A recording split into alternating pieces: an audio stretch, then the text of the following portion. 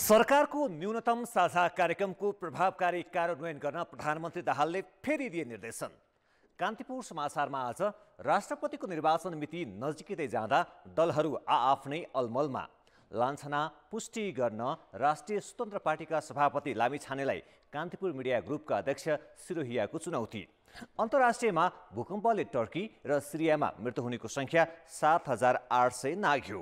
अनि खेलकुदमा Argentina, Paraguay, chilli र उरुग्वेले सन् 2030 को फिफा विश्वकप आयोजनाको लागि संयुक्त दावेदारी प्रस्तुत गर्ने। नमस्कार, अब मुख्य समाचार। भूकम्पका कारण टर्की र सिरियामा मृत्यु हुनेको संख्या झण्डै 8,000 नजिक। 23 जना नेपाली आए सम्पर्कमा, टर्कीमा सङ्कटकाल घोषणा। 1 महिनामै 4 जना अमेरिकी उच्च अधिकारीको नेपाल भ्रमण। USAID प्रमुख सामन्था पावर राजनीतिक भेटघाटमा, अन्य 2 अमेरिकी सुरक्षा अधिकारीको पनि भ्रमण तयारी। राष्ट्रपतिको उम्मेद्वार बारे प्रमुख दल अझै अलमलमा। प्रधानमन्त्री दाहाल र एमाले अध्यक्ष ओली आफू अनुकूल पात्रको खोजीमा, कांग्रेस सभापति देउवा मौन। लोकसेवामा थारू समुदायलाई क्षतिपूर्ति सहित आरक्षण दिन सर्वोच्च अदालतको परमादेश। गोर्खा भर्ती सम्झौता पुनरावलोकन गर्न सरकारका नाममा निर्देशनात्मक आदेश। र साउदी अरेबियाको अल हिलाल फिफा क्लब विश्वकपको फाइनल प्रवेश। ब्राजिलियन फ्लामियो 3-2 गोलले पराजित।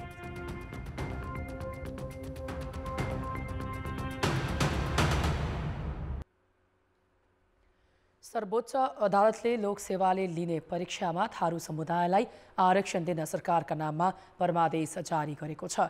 न्यायाधीश विश्वम्भर प्रसाद श्रेष्ठ र आनन्द मोहन भट्टराईको संयुक्त इजलासले थारू सहितका लागि आरक्षणको व्यवस्था गर्न परमादेश जारी गरेको हो। सर्वोच्चको आदेशमा कानुन निर्माणको अभावमा आरक्षणबाट वञ्चित वर्गमा हुन गएको क्षतिको पूर्ति गर्न समेत भनिएको छ। यसैगरी सर्वोच्चका न्यायाधीश आनन्द मोहन भट्टराई र सुषमालता माथेमाको इजलासले गोर्खा भर्ती सम्झौता खारेजीको मागसहित परेको रिटमा सम्झौता पुनरावलोकन गर्न सरकारका नाममा निर्देशनात्मक आदेश जारी गरेको छ। नेपाल, भारत र बेलायत बीच भएको त्रिपक्षीय गोर्खा भर्ती सम्झौता अपमानपूर्ण भएको भन्दै खारेज गर्नुपर्ने मागसहित मुद्दा दायर भएको थियो। कान्तिपुर मिडिया ग्रुपका अध्यक्ष तथा प्रबन्ध निर्देशक कैलाश सिरोयाले कान्तिपुर सधैँ निर्धक्क भएर आफ्नो पेशागत जिम्मेवारीमा डटिरहने बताएका छन्। राष्ट्रिय स्वतन्त्र पार्टीका सभापति रवि लामिछानेले कान्तिपुर मिडिया ग्रुप सहित समग्र नेपाली सञ्चार जगत र सञ्चारकर्मी विरुद्ध निराधार लाञ्छना लगाएपछि प्रेस विज्ञप्ति जारी गर्दै सिरोयाले लामिछानेको अभिव्यक्तिप्रति स्वतन्त्रता प्रेस र लोकतन्त्र पक्षधर जो कसैलाई सह्य नहुने जनाएका हुन्। अध्यक्ष सिरोयाले आफू परिवारका सदस्य तथा कान्तिपुर मिडिया ग्रुपलाई लगाइएको लालचना पुष्टि गर्न पनि लामिछानेलाई चुनौती दिएका छन्। चन्द्रगिरी केबल कारका बारेमा कान्तिपुरले आफ्नो व्यावसायिक धर्म अनुरूप समाचार प्रकाशन गरेको र त्यसैलाई बहाना बनाएर चन्द्रगिरीमा सेयर लिएको भन्दै लामिछानेले झुटा आरोप लगाएको प्रति सिरोयाले गम्भीर आपत्ति जनाएका छन्। Chandragiri health public limited company भएकाले त्यहाँ कसको कति सेयर छ भनेर जो कोहीले सम्बन्धित सरकारी कार्यालयबाट सहजै चेक गर्न मिल्ने उल्लेख गर्दै उनले चन्द्रगिरीमा आफ्नो र परिवारका कुनै पनि सदस्यका नाममा एक किता पनि सेयर नभएको प्रश्न पारे। त्यसैगरी माइतीघर मण्डलामा 2072 सालमा भएको दुर्घटनामा गाडीले कसैलाई नठोकाएको र सो घटना ट्राफिक प्रहरीको रेकर्डमै रहेकाले भ्रम नछड्न उनले आग्रह गरे। सोल्टी होटलको बनावटी घटनामा आफूलाई जोड्दै चरित्र हत्या गर्न खोजिएपछि त्यति बेलै आफूले विद्युतीय कारोबार अनुसार कारबाही गर्न प्रहरीमा उजुरी दिएको पनि अध्यक्ष सिरोयाले स्पष्ट पारे। यस्तै हिमालय इन्सुरेन्स लिमिटेडमा भएको प्रमोटर सेयर सरकारलाई कर तिरेको वैध रकमबाट पारदर्शी ढङ्गले किनेको उल्लेख गर्दै उनले त्यो कसरी अवैध भयो भनेर जवाफ दिन लामिछानेलाई आग्रह गरे। अध्यक्ष सिरोयाले व्यवसायिक अजय सुमार्गीसँग गोल्डन सेयर लिएको भनेर लामिछानेले आपत्तिजनक आक्षेप लगाएको उल्लेख गर्दै त्यसलाई प्रमाणित गर्न चुनौती दिए। अध्यक्ष सिरोयाले कान्तिपुर कसैलाई ठाल्न होइन, लोकतान्त्रिक मूल्य मान्यता र विधिको शासन स्थापित गर्न लड्दै आएको पनि स्मरण गराए। उनले कान्तिपुर र अन्य मिडिया हाउसका कार्यालय घेर्न आउने चेतावनी दिएर लामिछानेले स्वतन्त्र प्रेसमाथि खुला धम्की दिएकाले आवश्यक कारबाही चलाउन पनि सरकारसँग माग गरेका छन्।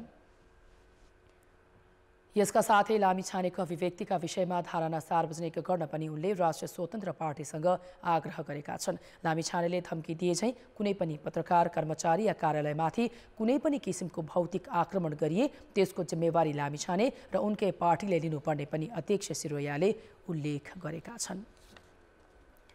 अमेरिकी उच्च अधिकारीहरूको नेपाल भ्रमण लगातार हुन थालेको छ। माघ 16 गते 2 दिने भ्रमणमा काठमाडौँ आइपुगेका अमेरिकी राजनीतिक मामिला उपमन्त्री नुलानले उच्च राजनीतिक भेटघाट गरेका थिए।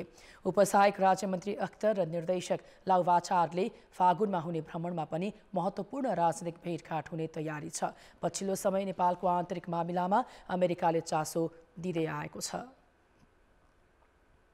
अन्तर्राष्ट्रिय विकासका लागि अमेरिकी नियोग USAID प्रमुख समान्था पावरले नेपालका लोकतान्त्रिक संस्था र नागरिक समाजको सुदृढीकरणका लागि करिब 7 अर्ब रुपैयाँ बराबरको आर्थिक सहयोगको घोषणा गरेकी छन्। अमेरिकी अन्तर्राष्ट्रिय विकास नियोग USAID की प्रमुख पावर हिजो काठमाडौँ आइपुगेकी छन्। पाटनमा हिजो आयोजित कार्यक्रममा उनले नेपालको लोकतान्त्रिक उन्नतिका लागि 5 करोड 85 लाख अमेरिकी डलर अर्थात् करिब 7.5 अर्ब आर्थिक सहयोगको घोषणा गरेकी हुन्। उनले नेपालको लोकतान्त्रिक प्रक्रियालाई समृद्ध बनाउन अमेरिकाले निरन्तर सहयोग गर्ने पनि स्पष्ट पारिन्। उनले परराष्ट्र मन्त्री विमला राई पौड्यालसँग भेटवार्ता गरिन्। परराष्ट्र मन्त्रालयमा भएको भेटमा MCC कार्यान्वयन, जलवायु परिवर्तन तथा अमेरिकाले गर्ने सहयोग लगायतका विषयमा छलफल भएको परराष्ट्र मन्त्रालयले जनाएको छ। त्यसअघि समान्थाले भक्तपुरको मध्यपुर थिमी स्थित आदर्श माध्यमिक विद्यालयको भ्रमण गरेकी थिइन्। नेपाल भ्रमणकै लागि एक साता अघि मात्रै अमेरिकी राजनीतिक मामिला उपमन्त्री भिक्टोरिया नुल्यान्ड काठमाडौँ आएका थिए। फागुनको पहिलो साता दक्षिण तथा मध्य एसिया मामिला विभागकी उपसहायक राज्यमन्त्री अफ्रेन अख्तर र राष्ट्रिय सुरक्षा परिषदको दक्षिण एसिया वरिष्ठ निर्देशक रियर एडमिरल एलेन लाउवाचारले नेपाल भ्रमण गर्ने भएका छन्। जनता समाजवादी पार्टीका अध्यक्ष उपेन्द्र यादवले सरकारलाई दिएको समर्थन फिर्ता लिने चेतावनी दिएका छन्। सत्ता गठबन्धनले सहमति अनुसार मन्त्रालय बाँडफाँड नगरेको तथा पार्टीले उठाउँदै आएको समावेशी प्रतिनिधित्वको मागलाई बेवास्ता गरिएकाले सरकारलाई दिएको समर्थनबारे विचार गर्ने बेला आएको उनको भनाइ छ। बहालवाला मन्त्रीहरूले संघीयता र गणतन्त्रका विषयमा दिएका अभिव्यक्तिबारे पनि सरकारले जवाफ दिनुपर्ने उनको माग छ।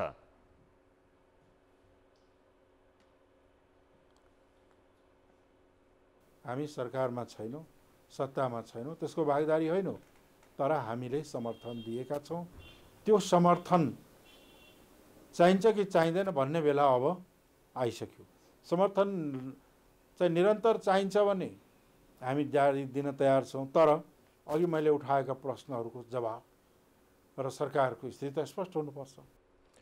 सभामुख र उपसभामुख चयनमा मधेसी समुदायलाई बहिष्करणमा पारिएको आरोप लगाउँदै अध्यक्ष यादवले राष्ट्रपति र उपराष्ट्रपति बनाउँदा समावेशी प्रतिनिधित्व हुनुपर्ने माग गरेका छन्। मुलुकमा गम्भीर आर्थिक सङ्कटको सङ्केत देखिए पनि सरकारले चासो नदिएको उनको आरोप छ। सबै कुरा एउटै जातको हात, एउटै समुदाय, एउटै जातिको हातमा सबै सत्ता शक्ति र चाहिँ के छ भन्दाखेरि शासन प्रशासन भयो भने अरूले चाहिँ के छ भने विद्रोह र विग्रहको बाटो रोज्न सक्छ। त्यस कारणले राष्ट्रिय रूपमै सबैतिर चाहिँ के छ भने समावेशीलाई अगाडि बढाऊ भन्ने चाहिँ हो। संविधानको मर्म भावना पनि त्यही हो। बारा 2बाट निर्वाचित जसपाका सांसद रामशाह यादवलाई उपराष्ट्रपतिको उम्मेद्वार बनाउने अध्यक्ष यादवको मनसाय रहेको उनी निकट एक नेताले बताए। यादव सोही क्षेत्रबाट उपनिर्वाचन लडेर प्रतिनिधि सभा सदस्य बन्न सक्ने सम्भावना पनि रहेको नेताहरूले बताएका छन्। तर यादवले भने यो विषयमा पार्टीमा कुनै छलफल नभएको जिकिर गरे।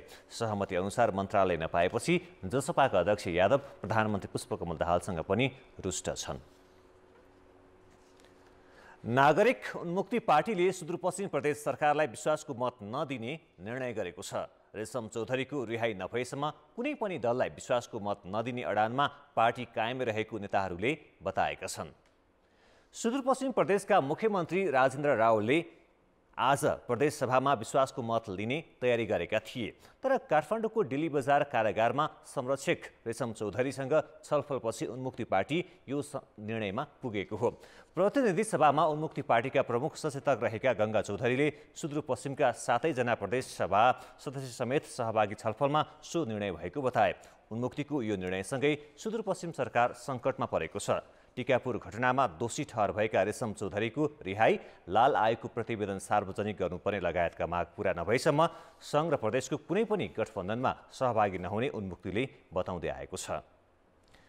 प्रधानमन्त्रीदेखि मन्त्रीसम्मले सार्वजनिक सरोकारका कामलाई प्रभावकारी बनाउन पटक पटक निर्देशन दिने गरेका छन्, तर नागरिकले महसुस हुने गरी कुनै पनि सरकारी निकायमा सुधार हुन सकेको छैन। प्रधानमन्त्री पुष्पकमल दाहालले सरकारको नेतृत्व लिए लगत्तै नागरिकका समस्या समाधान गर्नेतर्फ केन्द्रित हुने आश्वासन दिएका थिए, तर 1.5 महिना बितिसक्दा पनि कामले गति लिन भने सकेको छैन। प्रधानमन्त्री पुष्पकमल दाहालले गत पुस 11 गते मन्त्री परिषदको पहिलो बैठक लगत्तै राजधानी र लाइसेन्समा लामो लाइन नियन्त्रण गर्ने र प्रभावकारी ढङ्गले काम गर्नेतर्फ केन्द्रित हुने बताएका थिए। पदभार ग्रहण गर्दा पनि उनले सुशासन, सेवा प्रवाह र विकास निर्माणका काममा प्रभावकारिता अभिवृद्धि सम्बन्धी निर्णयमा हस्ताक्षर गरेका थिए। सुशासनतिर चाहिँ गम्भीर ढङ्गले अगाडि बढ्ने कुरा र जनताले ठाउँ ठाउँमा पाइरहेका शास्ति र दुःखहरूलाई कम गराउने बारे, जस्तो यो राहदानी सम्बन्धी या चाहिँ पासपोर्ट के अरे ऊ सम्बन्धी, लाइसेन्स सम्बन्धी इत्यादि विषयमा लामा लामा लाइन र पीडा जो देखिएको छ त्यो विषयमा केन्द्रित भएर हामीले समयभित्रै यसलाई नियन्त्रण गर्ने या यसलाई प्रभावकारी ढङ्गले जनतालाई सेवा दिने किसिममा हामी केन्द्रित भएका छौँ। सरकारको न्यूनतम साझा कार्यक्रम सार्वजनिक गरे लगत्तै प्रधानमन्त्री दाहालले कार्यान्वयनका लागि कार्ययोजना बनाउन सबै मन्त्रालयका सचिवलाई निर्देशन दिएका थिए। मन्त्रीहरूले तयार पारेका कार्ययोजनालाई मङ्गलबार वृहत छलफलपछि एकीकृत रूप दियो। यहाँ पनि प्रधानमन्त्रीले कार्ययोजनालाई प्रभावकारी कार्यान्वयन गर्न निर्देशन दिए। कार्ययोजना बनाउन लगाइएको थियो पहिला, अनि त्यो चाहिँ सबै मन्त्रालयले बनाएर पठाउनु भएको थियो। अब मन्त्रालय स्तरको कार्ययोजनालाई एक ठाउँमा एकीकृत रूप आज दिएको हो।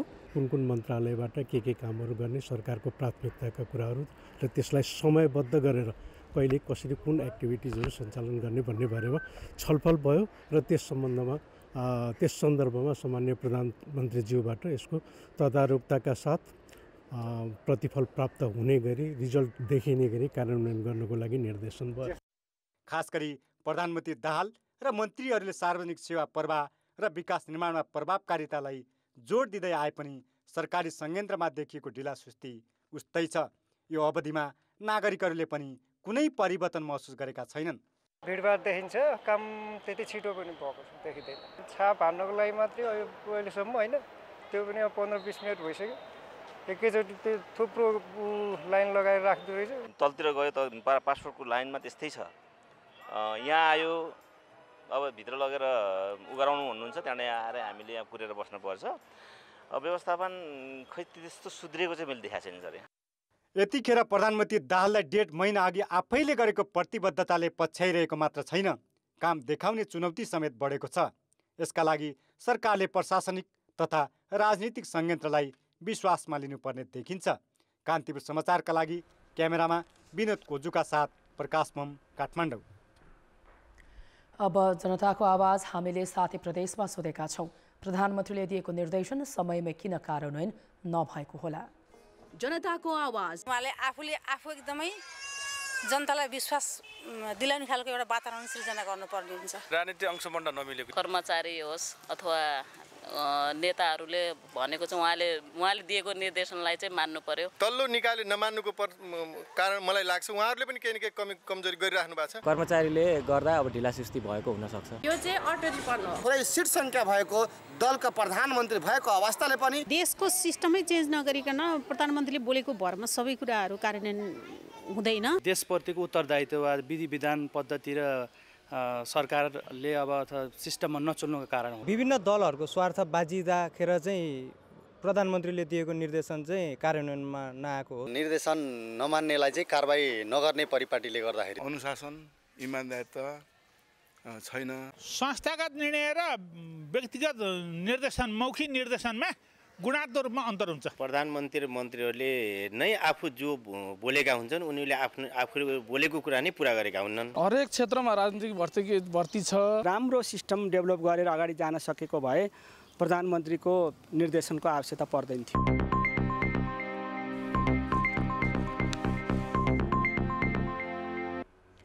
समाचार अझै बाँकी छन्। राष्ट्रपति चयनका लागि 1 महिनाको मात्र समय बाँकी छ, तर राजनीतिक दलहरूले अहिलेसम्म कसलाई उम्मेद्वार बनाउने भन्ने बारे छलफलसम्म गरेका छैनन्। सत्ता गठबन्धन दल बीच नेकपा एमाले राष्ट्रपतिमा उम्मेदवारी दिने सहमति छ, तर एमाले गठबन्धनका अरू दललाई समेत मान्य हुने उम्मेद्वार चयन गर्नुपर्नेछ। त्यो त्यति सहज छैन। त्यसमाथि प्रतिपक्षी दल नेपाली कांग्रेसले पनि राष्ट्रपतिमा दावी गरिरहेको छ। यस्तो अवस्थामा राष्ट्रपति चयनका विकल्प के हुन सक्छन् त? निर्वाचन आयोगले फागुन 25 गते नयाँ राष्ट्रपति चयनका लागि निर्वाचन गर्ने कार्यतालिका सार्वजनिक गरेको लामो समय भइसक्दा पनि दलहरूले उम्मेद्वारका विषयमा छलफल अघि बढाएका छैनन्। विशेष गरेर राष्ट्रपतिमा दावी गरिरहेका नेकपा एमाले र नेपाली कांग्रेसले उम्मेद्वारका विषयमा छलफल गर्नुपर्ने हो, तर न एमाले अहिलेसम्म कुनै दलसँग छलफल गरेको छ न त कांग्रेसले नै सत्ता गठबन्धनसँग परामर्श नै थालेको छ।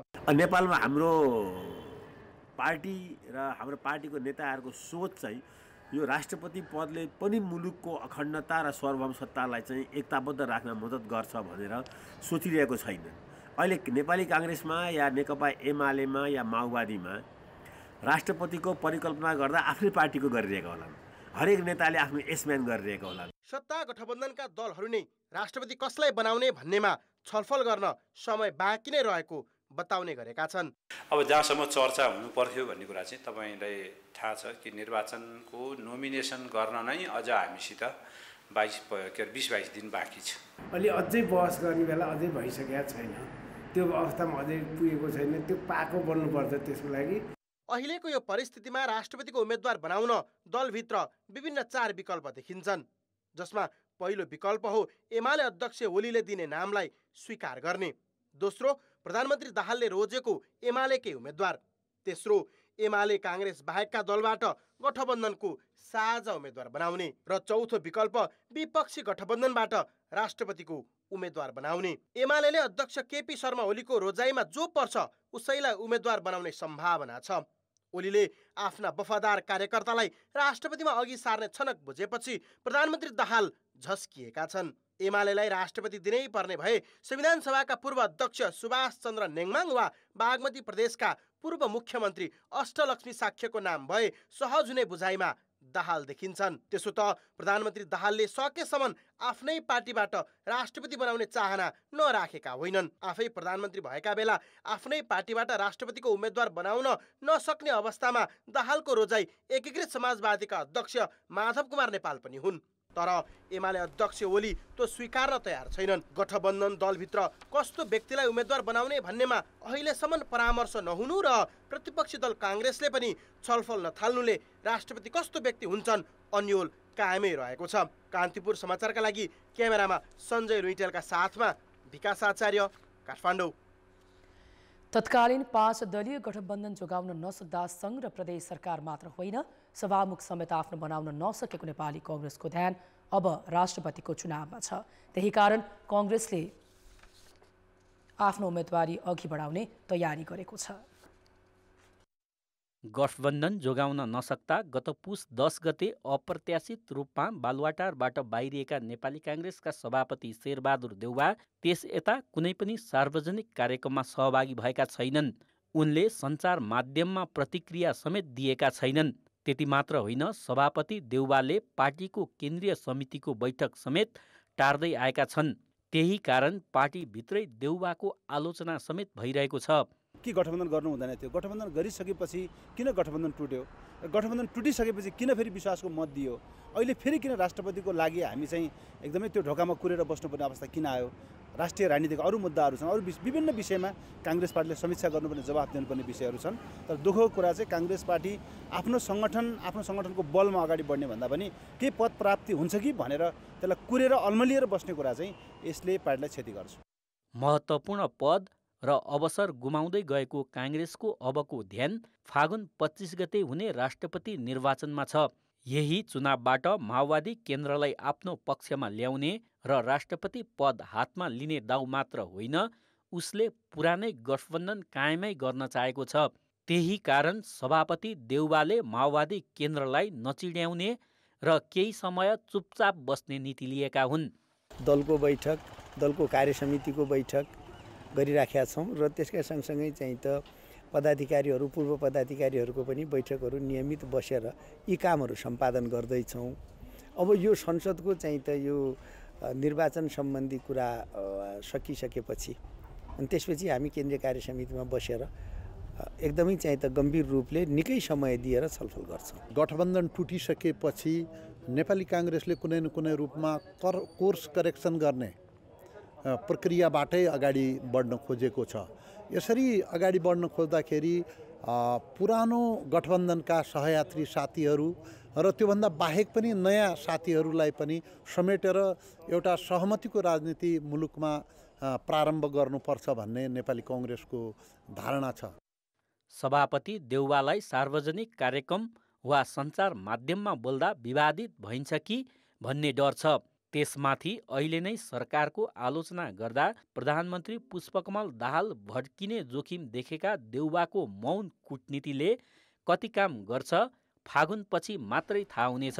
कान्तिपुर समाचारका लागि क्यामेरामा रूपक कोइरालाका साथ पर्वतराज घिमिरे, काठमाडौँ। टर्कीको भूकम्पमा परि ज्यान गुमाउनेको संख्या 8000 नजिक पुगेको छ। हजारौं भवनहरू ध्वस्त भएकाले मृतक र घाइतेको संख्या बढ्दो छ। 1,35,00,000 मानिस प्रभावित भएका छन्। उद्धारकर्मीहरू अति प्रभावित क्षेत्रमा खोजी कार्यमा छन् तर सडक ध्वस्त भएको तथा खराब मौसम र स्रोत साधनको अभावले उद्धार प्रभावकारी हुन सकेको छैन।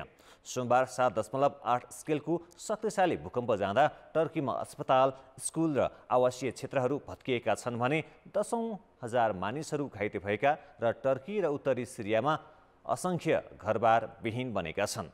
सिरियामा पनि मृतक र घाइतेको संख्या बढ्दै गएको उद्धारमा संलग्न अधिकारीलाई उद्धृत गर्दै अन्तर्राष्ट्रिय सञ्चार माध्यमले जनाएका छन्। दात्री निकायहरू उत्तर पश्चिमी सिरियामा 40 लाख भन्दा बढी मानिस मानवीय सहायतामा निर्भर रहनु चिन्ताजनक रहेको बताएका छन्। संयुक्त राष्ट्रसङ्घले पूर्व गृहयुद्धले 70% सिरियाली मानवीय सहायताको लागि आश्रित रहेको र यो विपत्तिले थप सङ्कट निम्त्याएको भनेको छ। विपत्ति प्रभावित क्षेत्रमा इन्धन र विद्युत आपूर्ति बन्द भएको छ। सहायता निकायहरू तत्कालका आवश्यक खाद्य सामग्री, अस्थायी आवास, औषधि लगायतका सामग्री उपलब्ध गराउन ध्यान केन्द्रित गरेका छन्। सिरियाली सरकारले भने सहायता दमास्कस मार्फत प्रदान गर्नुपर्ने र सीमा पारी टर्कीबाट अनुदान र उद्धार सहायता जान नहुने भनेका छन्। टर्कीमा पनि उद्धार र राहतको काम जारी छ। मृतक र घाइतेहरूले अस्पताललाई ठेगी नसक्नु भएको छ।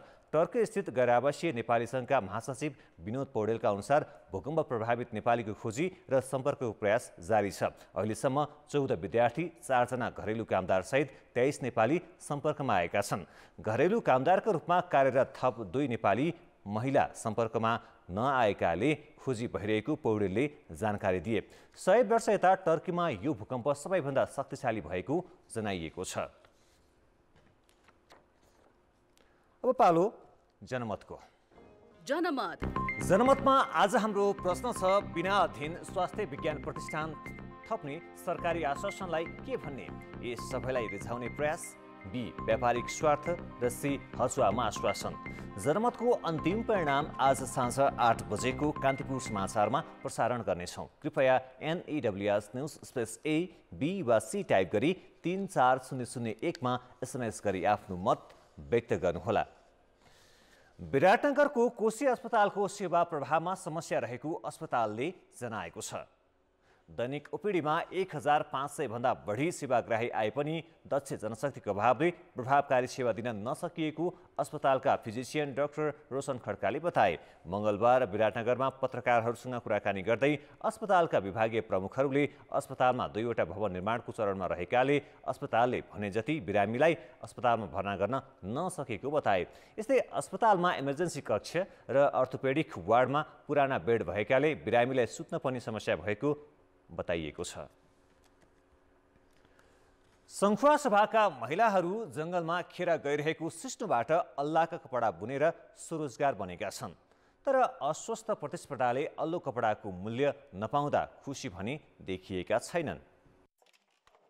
खातबारीमा अल्लो कपडा बुन्दै आएकी सिल्चोङ गाउँपालिका तामकोकी दिल्ली कुलुङलाई एउटा कोटको कपडा तयार पार्न कम्तीमा 5 दिन लाग्छ। 5 दिन गरेको मेहनतको फल भने उनले 2500 देखि 2700 रुपियाँसम्म पाउँछिन्। सिस्नो खोज्ने, धागो काट्नेदेखि तान बुन्ने बेलासम्म गरिएको मेहनत अनुसारको मूल्य नपाएको उनको गुनासो छ। बितेको 1 दशकदेखि अल्लो कपडाको भाउ पनि बढेको छैन। तान सुरुमा लाउनदेखि तयारी गर्दा बुनिसक्दासम्म 5 दिनसम्म लाग्छ मिहिनेत। तर एउटा कोटको दाम भनेको 2500 देखि 2800-3000 मात्रै हुने हो। सानो बजार र व्यापारी बीच प्रतिस्पर्धा हुँदा अल्लो कपडाले लगानी अनुसारको मूल्य नपाएको हो। कम मूल्य भएपछि व्यावसायिक रूपमा अल्लो उत्पादन भएको छैन। अहिले घर खर्च टार्नका लागि मात्रै गाउँघरमा अल्लो उत्पादन भइरहेको छ। आफ्नो लगानी भन्दा कममा चाहिँ अब सामान बिक्री गरिराखेको अवस्था छ। त्यसले गर्दाखेरि उत्पादकहरूलाई एकदम घाटा छ। कपडा बुन्नेहरूले चाहिँ अब कपडा बुन्न एकदम बुन्नेहरू चाहिँ एकदम नोक्सानमा भएकोले गर्दाखेरि उनीहरू बुन्न अब मानिराखेको पनि छैन। अल्लोबाट निर्मित कपडा तथा अन्य सामग्रीको माग बढ्न थालेपछि सङ्खुवा सभाका 1000 भन्दा बढी महिला अल्लोबाटै आत्मनिर्भर त भएका छन्। तर स्थानीय सरकारले यसको प्रवर्धन र बजारीकरणमा सहयोग नगर्दा काम अनुसारको दाम पाउन सकेका छैनन्। मेसिनले बनाउने चिज होइन यो चाहिँ हातले बनाएर बेच्नुपर्ने र बेचिरहेको विषयलाई चाहिँ राज्यले चाहिँ अलिकति खुला रूपमा प्रतिस्पर्धामा बजारमा छोडिदिँदा यसले चाहिँ नकारात्मक असर देखिन्छ कि जस्तो भइरहेको छ। उद्यमी महिलाले अल्लोका कोट, सल, पर्स, झोला, टोपी, जुत्ता लगायतका सामग्री निर्माण एवं बिक्री गर्ने गरेका छन्। सङ्खुवा सभाको सिल्चोङ गाउँपालिकाको बाला, सिसुवा, ताम्कु, मङतेवा, याफुमा अल्लो पाइन्छ। स्थानीय स्तरमा रहेको सम्भावनाको पहिचानले बिना लगानी र कम मेहनतमै गाउँमा स्वरोजगारी सिर्जना भए पनि अस्वस्थ प्रतिस्पर्धा भने रोक्नुपर्ने देखिएको छ।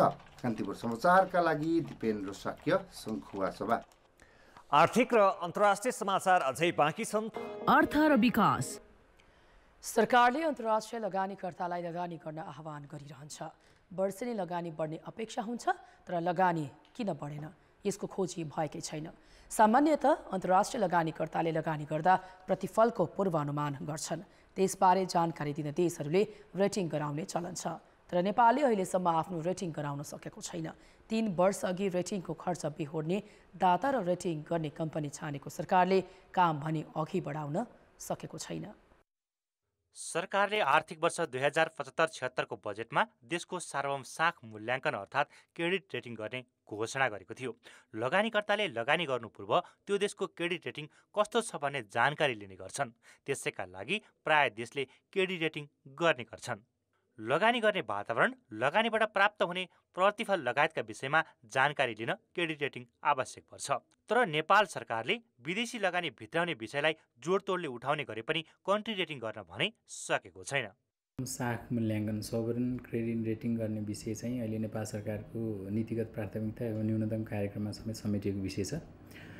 यो न्यूनतम कार्यक्रममा समेटिएको विषयलाई चाहिँ अर्थ मन्त्रालयले प्राथमिकता साथ एउटा कार्ययोजना बनाएर हामी अगाडि बढिरहेका छौँ र त्यसै सन्दर्भमा क्रेडिट रेटिङलाई पनि एउटा माइलस्टोन सहित सेट गरेर हामी कार्ययोजना बनाएर अगाडि बढिरहेको अवस्था छ।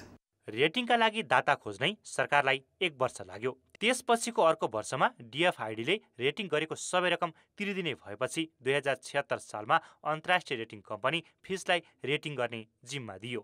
तर रेटिङ सुरु भएकै वर्ष कोरोना महामारी फैलिएकाले नतिजा राम्रो नआउला भनेर फिचलाई यो काम गर्न रोकिएकोमा अहिलेसम्म सुरु भएको छैन। सपोज हैन नन इन्भेस्टमेन्ट ग्रेडमा चाहिँ हाम्रो रेटिङ पर्यो त द्याट डजन्ट मिन तिनी चाहिँ हामीले रोक्नु परेन नि। केमा हाम्रो नराम्रो छ, केमा हामीले इम्प्रुभमेन्ट गर्नुपर्ने छ, हामीले चाहिँ सुधार गर्नुपर्ने छ भनौँ न। त्यो एस्पेक्टहरुमा त डेफिनेटली हामीले गर्न सक्छौँ। इम्प्रुभ गरेर मेबी नेक्स्ट टाइम हाम्रो रेटिङ बेटर आउँछ कि त्यसपछि झन् बेटर आउँछ कि त्यो त हाम्रो नेपाल गभर्नमेन्टको पनि त रेस्पोन्सिबिलिटी भयो नि।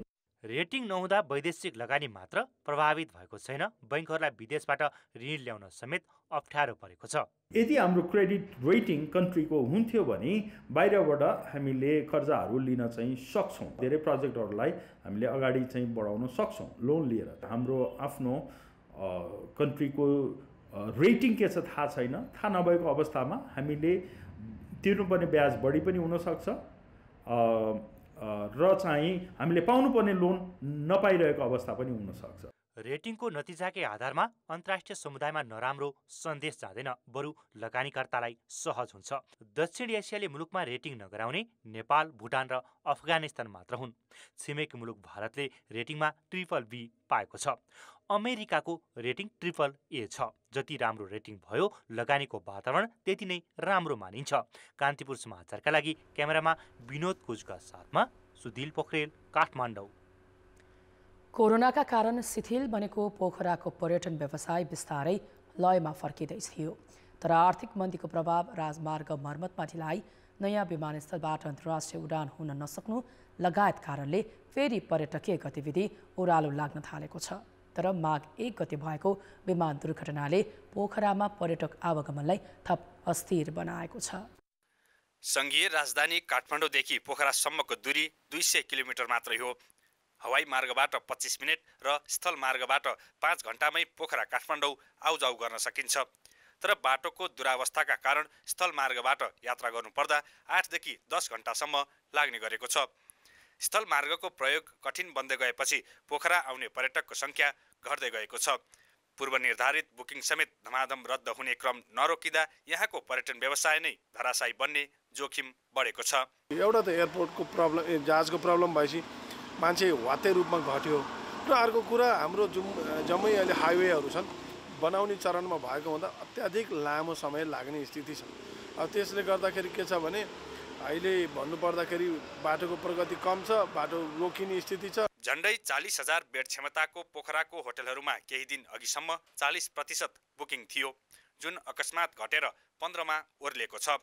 यसका कारणहरू केलाउँदै जाँदा आर्थिक मन्दी कायमै रहनु, सडक मार्ग सहज नहुनु र गत माघ 1 गते भएको जहाज दुर्घटनापछि फैलिएको नकारात्मक सन्देश मुख्य मानिएको छ। भारतीय सीमावर्ती सहरसँगको सीधा सम्पर्क नियमित हुन नसक्नु पनि पर्यटक घट्ने अर्को कारण हो। पोखरामा आन्तरिक तथा बाह्य पर्यटकको बसाई लम्ब्याउने प्रयास भए पनि अधिकांश पर्यटक आसपासका ग्रामीण क्षेत्र र पदयात्रामा जान रुचाउने गरेका छन्।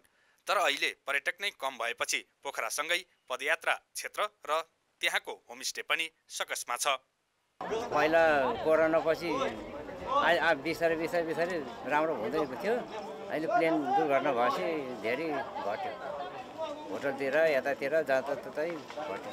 अन्तर्राष्ट्रिय एयरपोर्ट पोखरामै बन्यो, सञ्चालनमा पनि आउने कुरा भयो, आएको छ। तर हामी आन्तरिक रूपमा मात्रै अहिले सञ्चालनमा गरेका छौँ। यद्यपि हामीसँग अहिले मुगलिङ पोखराको सडक खण्डहरू बनिरहेको छ।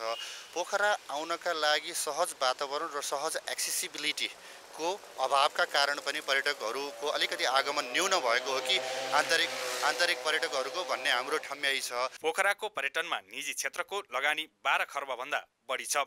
बाह्य पर्यटक पोखरा अन्तर्राष्ट्रिय विमानस्थलबाट सिधै पोखरा ओर्लने र त्यसले निजी क्षेत्रको लगानीमा प्रोत्साहन थप्ने अपेक्षा थियो। सञ्चालनको 1 महिना बितिसक्दा पनि अन्तर्राष्ट्रिय उडानबारे अलमल भइरहँदा व्यवसायको आशामाथि तुषारपात भएको छ। कान्तिपुर समाचारका लागि तनहुँ सहकर्मी प्रताप राणा, पोखरा सहकर्मी इन्द्र पौडेलका साथ ऋषिकान्त पौडेल, पोखरा। काठमाडौँको भृकुटी मण्डपमा 28औं संस्करणको क्यान इन्फोटेक मेला सुरु भएको छ। विश्वमा बढ्दो प्रविधिको विकाससँगै नेपालमा पनि हरेक वर्ष नयाँ प्रविधि भित्रिरहेका छन्। एउटै छानामुनि सबै वस्तु तथा सेवा उपलब्ध गराउन र उपभोक्तालाई नयाँ प्रविधिबारे जानकारी गराउन वर्षेनी मेलाको आयोजना गर्ने गरिएको आयोजकको भनाइ छ। विभिन्न ब्रान्डहरू आइरहेछन्, ती ब्रान्डहरू हेर्न आउँछन् दर्शकहरू।